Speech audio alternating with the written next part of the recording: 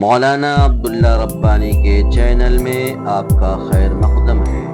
مولانا عبداللہ ربانی کے بیانات اور اسلامک ویڈیوز کے لیے عبداللہ ربانی چینل کو سبسکرائب کریں۔ جزاک اللہ احسن الجزا۔ السلام علیکم ورحمۃ اللہ وبرکاتہ۔ الحمدللہ وکفا وسلام علی عبادہ الذین اصطفیٰ، اما بعد، اعوذ باللہ من الشیطان الرجیم، بسم اللہ الرحمن الرحیم۔ یا ایہا الذین آمنوا کتب علیکم الصیام کما کتب علی الذین من قبلکم لعلکم تتقون۔ صدق اللہ العظیم۔ اللہم صلی علی محمد وعلی آل محمد کما صلیت علی ابراہیم وعلی آل ابراہیم انک حمید مجید۔ اللہم بارک علی محمد وعلی آل محمد کما بارکت علی ابراہیم وعلی آل ابراہیم انک حمید مجید۔ محترم بزرگوں اور دوستو، بات شروع کرنے سے پہلے اللہ رب العزت سے دعا کریں کہ اللہ رب العزت میری زبان سے ایسی بات نکلوائے جو ہم تمام مسلمانوں کے لیے نجات کا ذریعہ بنے، اور ساتھ ہی ساتھ یہ نیت اور ارادہ کریں کہ جو بھی بات کہی جائے گی اس کو عمل کی نیت سے سنیں گے اور عمل کریں گے۔ میرے پیارے بزرگوں اور دوستو، رمضان دم قریب ہے۔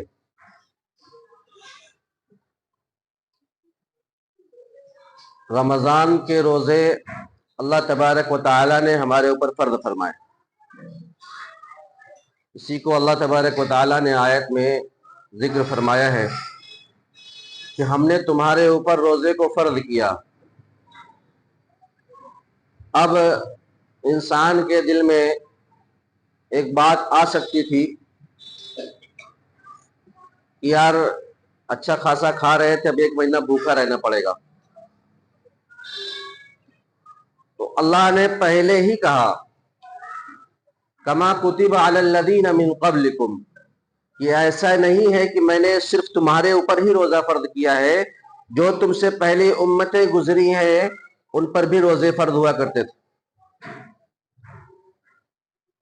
یہ کوئی نئی چیز نہیں ہے، بلکہ پچھلی امتوں کے روزے تھوڑا ہم سے سخت ہوا کرتے تھے۔ ہمیں تو رات میں کھانے کی اجازت ہے، مغرب کے بعد سے لے کر کے سحری تک کھاتے رہو جتنا چاہو، وہی ہوتا بھی ہے۔ ایک بار منہ شروع ہوتا ہے تو شروع رہتا ہے پھر صبح تک۔ تو یہ پہلے امتوں پر بھی فرض کیے گئے تھے، تو دل چھوٹا کرنے والی بات نہیں ہے۔ اللہ نے پہلے ہی تسلی دے دی، گھبراؤ نہیں، یہ پہلے امتوں پر بھی فرض تھے، تمہارے اوپر بھی فرض کیے گئے۔ پچھلی امتوں میں رات کے بھی روزے فرض تھے، یعنی رات میں بھی ایک بار جب سو گئے، اگر نیند لگ گئی تو پھر اس کے بعد وہیں سے روزہ شروع ہو جاتا تھا۔ جب تک جاگ رہے تب تک کھانے کی اجازت ہے، جہاں نیند لگی پھر وہیں سے روزہ شروع۔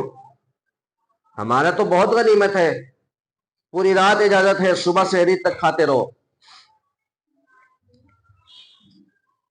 تو میرے پیارے بزرگوں اور دوستو، یہ بہت ہی بابرکت اور باعظمت مہینہ ہے۔ دیکھیے، جب کمپٹیشن یعنی کوئی ٹورنامنٹ یا کوئی پروگرام جتنا اہم ہوتا ہے، اس کی تیاری اسی کے حساب سے اہم ہوتی ہے۔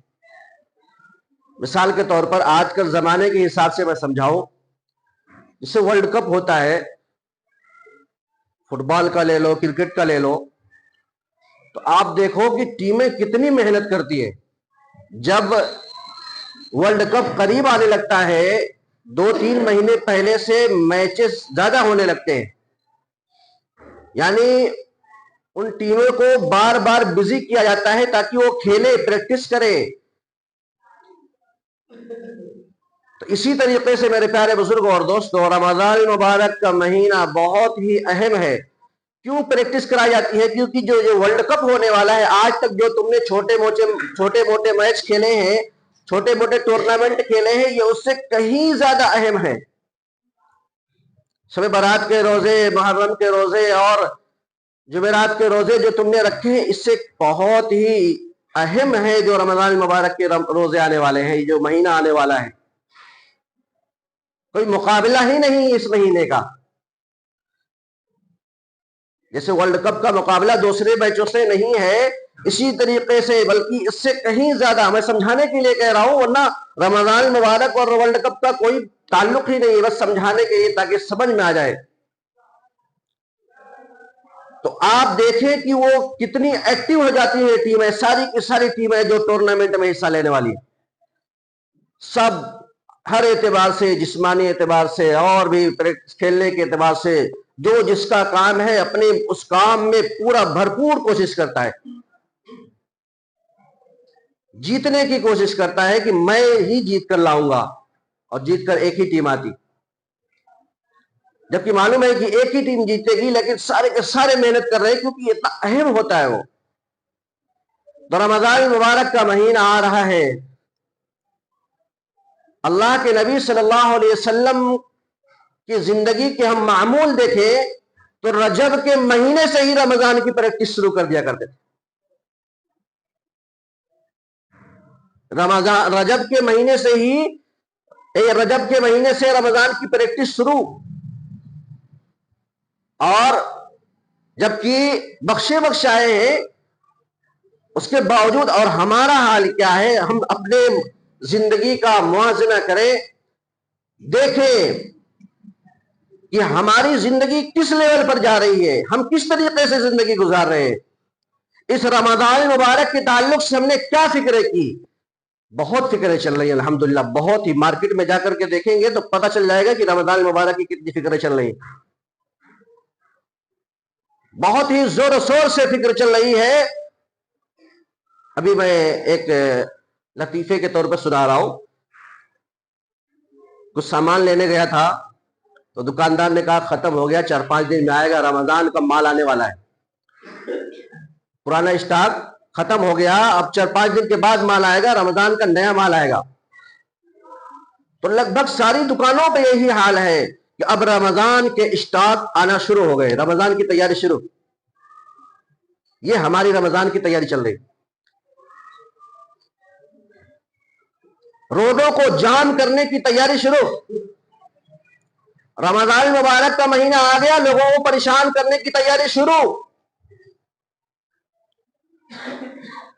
روڈوں پر چلنا دشوار ہو جاتا ہے۔ تو میرے پیارے بزرگوں اور دوستوں، اب آپ ذرا سوچ کر دیکھیں کہ کیا ہمارے اس عمل سے کوئی چاہے گا کہ رمضان آئے؟ جو کنڈیشن رمضانوں میں رہتی ہے، ہمارے جو مارکیٹیں ہیں، مسلم مارکیٹ، کہ جہاں 5 منٹ 10 منٹ کا سفر ہو وہ گھنٹوں لگ جاتا ہے ہمیں طے کرنے میں۔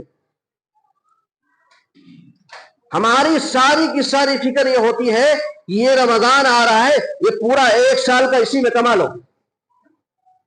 جتنی محنت ہے ساری کی ساری محنت اسی رمضان میں کر ڈالو، پھر موقع نہیں ملنے والا ہے۔ یہ ہماری فکر چل رہی۔ ہمارے نبی صلی اللہ علیہ وسلم، صحابہ کرام، بزرگان دین کی کیا فکریں تھی؟ ان کی فکر یہ تھی کہ ہم 11 مہینے پوری محنت سے، ایمانداری سے کمائیں، تاکہ 1 مہینہ رمضان المبارک کا ہم آرام کے ساتھ، سکون کے ساتھ اور اللہ کی یاد کے ساتھ، فکر کے ساتھ، اللہ تبارک و تعالیٰ نے اتنی بڑی نعمت دی ہے، اس نعمت کی قدر کے ساتھ ہم رمضان المبارک کو گزاریں گے۔ یہ فکر رہا کرتی تھی۔ اسی لیے اللہ کے نبی صلی اللہ علیہ وسلم رجب کے مہینے سے ہی روزہ رکھنا شروع کر دیا کرتے تھے، اور دعا مانگتے تھے، اللہم بارک لنا فی رجب و شعبان وبلغنا رمضان، یہ اللہ اس رجب اور شعبان میں میرے لیے برکت عطا فرما اور میری عمر کو دراز فرما، تاکہ ہمیں رمضان مبارک نصیب ہو سکے۔ اب آپ ذرا یہ سوچ کر دیکھیں کہ اس دعا کو ہم نے کتنے دن پڑھا ہے، یا کس نماز کے بعد اس دعا کو مانگا ہے۔ ہمارے نبی صلی اللہ علیہ وسلم کثرت سے دعا کو مانگا کرتے تھے۔ اب سوچئے کہ کتنا اہم رمضان مبارک کا مہینہ ہوگا، اور اہم کیوں نہ ہو، اللہ تبارک و تعالیٰ کی بے پناہ نعمتیں نازل ہوتی ہیں، نعمتوں کی کثرت ہو جاتی ہے۔ یہ کہتے ہیں سیل لگا ہوا، سیل ایک دم لوٹ مچی ہوئی رہتی ہے، اللہ کہتے ہیں لوٹ لو جتنا چاہو، لے لو لے لو، پھر یہ مبارک مہینہ نہیں آنے والا ہے، یہ مبارک مہینہ صرف اس ایک ہی مہینے رہے گا۔ کثرت کے ساتھ اللہ تبارک و تعالیٰ قیدیوں کو، جہنمیوں کو آزاد کرتے اس مہینے میں۔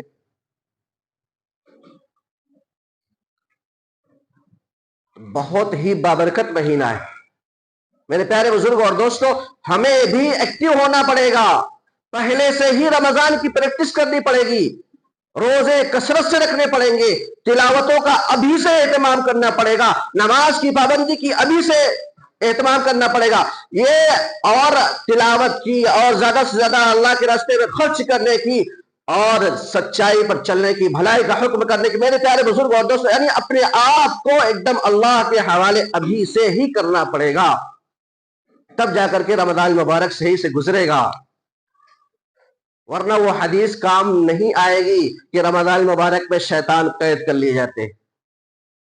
یہ حدیث ہے کہ رمضان مبارک میں شیاطین قید کر لیے آتے ہیں، شرکت شیاطین قید کر لیے آتے ہیں۔ آپ نے دیکھا بھی ہوگا، تجربہ کیا ہوگا، جو آدمی کبھی بھی نماز پڑھنے نہیں آتا اور رمضان مبارک میں صفحے اول میں آپ کو نظر آئے گا،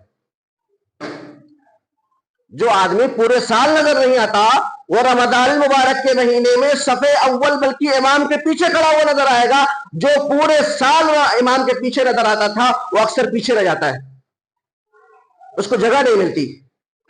اس کی وجہ یہی ہے کہ سرکش شیاطین قید کر لیے آتے ہیں۔ تو جب سرکش شیاطین قید ہو جاتے ہیں تو دل نرم ہو جاتا ہے، ایک ماحول ہو جاتا ہے۔ اسی لیے میرے پیارے بزرگوں اور دوستو، ہمیں ابھی سے اپنا شیڈول بنانا پڑے گا۔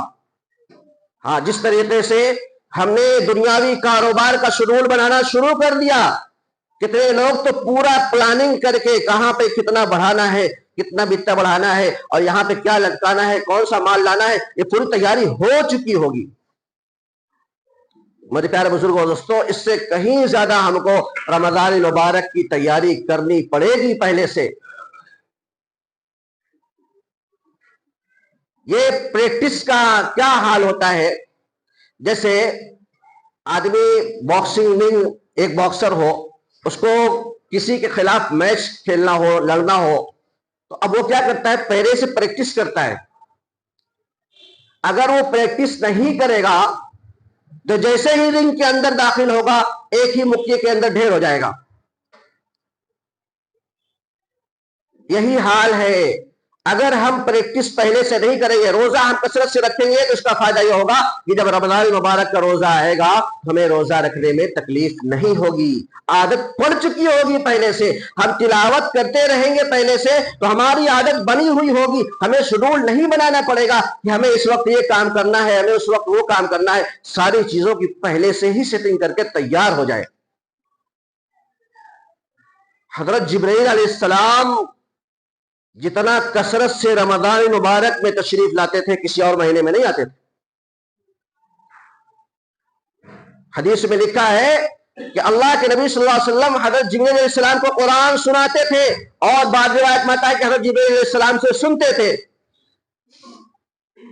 سننے سنانے کا معمول ہو تو ہم یہ معمول بنائیں، ماحول بنائیں، قرآن پڑھنے پڑھانے کا ماحول بنائیں۔ یہاں تو میں آواز لگا لگا کے کھپ دیا کہ قرآن سیکھ لو، قرآن سیکھ لو۔ میرے پیارے بزرگوں اور دوستوں، چند صورتیں ہی صحیح کر لو تاکہ ہماری نماز صحیح ہو جائے، جس نماز پہ جنت ملنے والی ہے اس نماز کو تو صحیح کر لے۔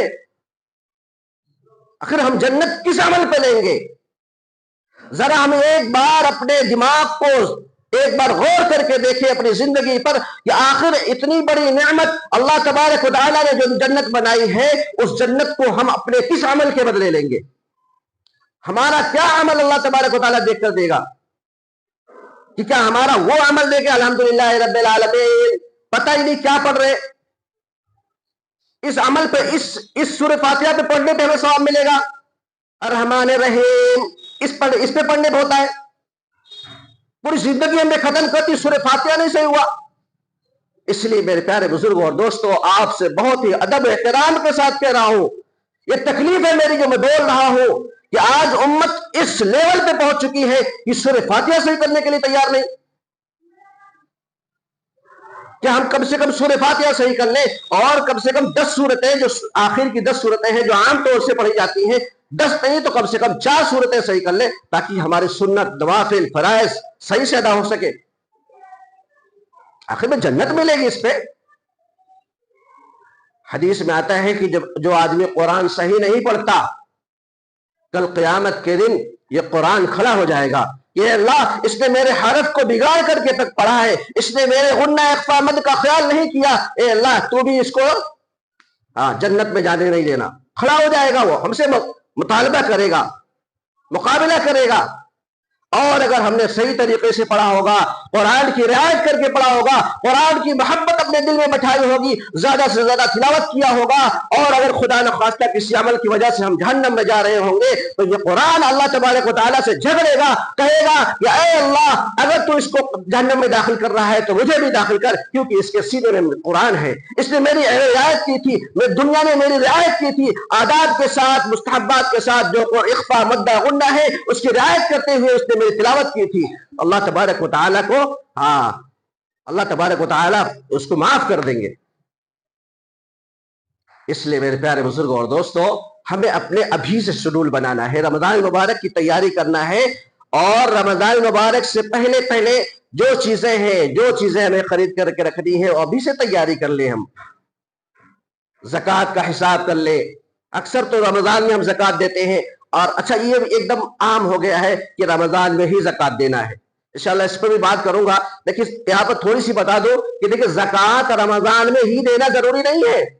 آپ جس وقت مالدار ہوئے اس وقت سے لے کر کے سال گزرنے تک، یعنی آپ آج کے دن مالدار ہوئے تو اگلے سال اسی دن آپ کو زکوٰۃ نکالنا ہوگا۔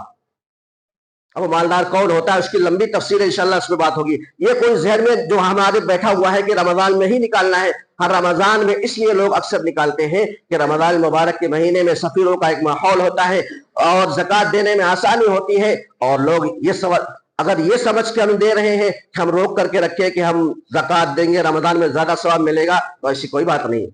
اس بات کو خرچ کر کے نکال دیں ذہن سے۔ زکوٰۃ اسی وقت نکالنا ضروری ہے جب سال پورا ہو گیا ہوگا۔ یہ سمجھ کے ہم روک کے رکھے ہوئے ہیں کہ رمضان آئے گا ثواب زیادہ ملے گا، تو یہ اتنے دن تک جو ہم نے پیسے روک کر کے رکھے ہیں، یہ ہم نے غریبوں کا حق مارا ہے، اس کا وبال ہمارے اوپر آئے گا۔ اس لیے ہم جو صاحب نصاب ہیں اپنے زکوٰۃ کا حساب کر کے ایک ڈائری پہ نوٹ کر کے رکھ لے، یا اس مال کو علیحدہ کر کے رکھ لے اور زکوٰۃ دینا شروع کر دے۔ اللہ سے دعا کرے کہ اللہ تبارک و تعالی ہمیں دین کی صحیح سمجھ عطا فرمائے۔ وآخر دعوانا الحمدللہ رب العالمین۔